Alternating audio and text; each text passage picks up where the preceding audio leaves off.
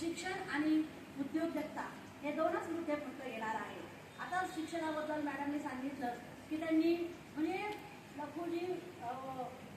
Lakhuji ma'am आणि नाना महार यांच्या साथीने मुलं गोळा केली आणि पहिली शाळा भिडेवाड्यामध्ये 1848 साली सुरू केली. त्यानंतर एक एक शाळा त्यांनी सुरूच केल्या आणि 19 सप्टेंबर 1851 मध्ये रास्तापेठेमध्ये सावित्रीबाईंना मुख्याध्यापक म्हणून रुजू केलं.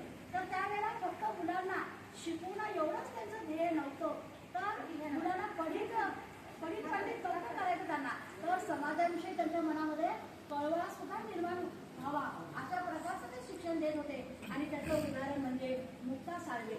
ह्या मुक्ता साळवेने जो निबंध लिहिलेला आहे तो तर आज सगळीकडे, तर आज सुद्धा त्याचा खूप सगळीकडे गाजावाजा होत आहे की तिने स्वतःचे विचार मांडले आणि ती म्हणते की आमची इतकी दयनीय अवस्था होती की आम्हाला समाजामध्ये म्हणजे वावरणं शक्यच नव्हतं. आम्हाला तर एका गावकुसाच्या बाजूलाच केलेलं होतं, परंतु आम्हाला जे समाजामध्ये आणलं थोडंफार ते सावित्रीबाई आणि महात्मा फुलेंनी.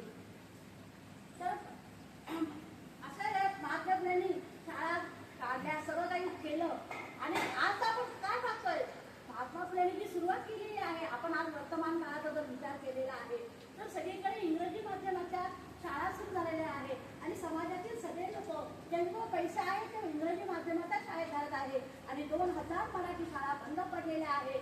तर आपण सर्वांनी सरकारला विनंती केली पाहिजे की ह्या मराठी शाळा बंद करू नका.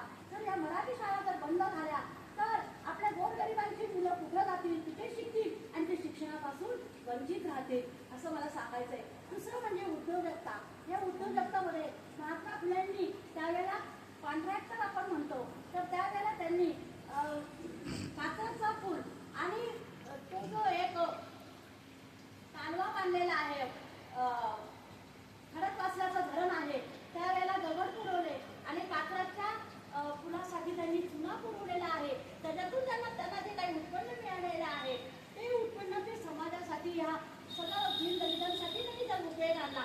आज जर आपण बघतोय की जे ते नगरसेवक आहे, जे काही लोक म्हणतात की आम्ही समाजासाठी आपण त्यांना निवडून दिलेलं आहे, ते काय करतात हे आपण आज बघतोच आहे.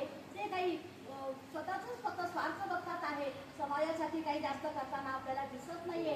तर त्यावेळेला त्यांनी तो सगळा पैसा खर्च समाजासाठी उपयोगात आणलाय, त्याच्या पैशाने बांधले नाही आणि शेतीमध्ये काही त्यांनी केलेली नाहीये. तर आज सुद्धा आपण बघतोय लोक उद्योगधंदा करताय, परंतु त्यांना जर अपयश आलं तर ते भुवाबादीच्या नादी लागतं. आज आपण समाजात बघतोय, एक उदाहरण आपल्या डोळ्यासमोर आहे. तर सर्वांना विनंती करायची आहे की जरी संकट आलं तरी ते संकट निघून जातं, आपण त्याला धैर्याने तोंड दिलं पाहिजे, संयम राखला पाहिजे आणि हे जे भुवाबादीच्या मागे न लागता आपण जर संयम बाळगला आणि धैर्याने तोंड दिलं तर ह्या उद्योजकतेचा सुद्धा आपल्या तरुण मुलं चांगल्या